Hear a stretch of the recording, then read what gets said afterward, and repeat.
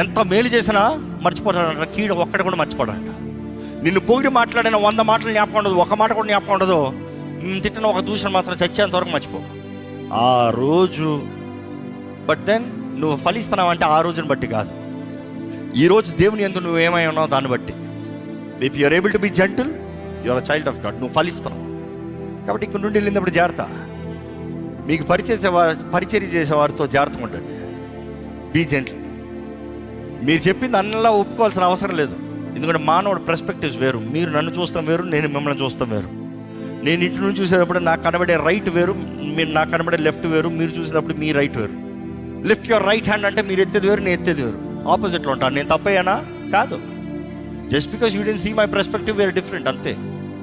But be understanding, be gentle, learn, hear, talk, teach with gentleness. చెప్పు, అయ్యా నేను ఇట్లా ఉన్నాను కాబట్టి నీకు అర్థం కాలేదు, నువ్వు తప్పు నువ్వు తప్పు నువ్వు తప్పు అంటే ఎవడూ రైట్ లేడు, అంతా తప్పే.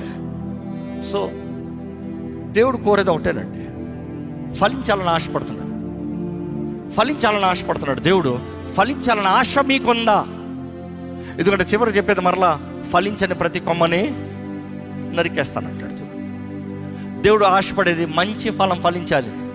3 ఉన్నదప్పుడు మంచి ఫలం కాదు, ప్రతి దినము ప్రతి పూట ఏ స్థితిగతులైనా మంచి ఫలం. నేను మంచిగా ఉంటే ఈ లోకానికి తగదండి. లోకానికి తగదు, దేవుని తగ్గుతుంది. లోకం తాత్కాలికమే, లోకం ఆల్ టెంపరరీ.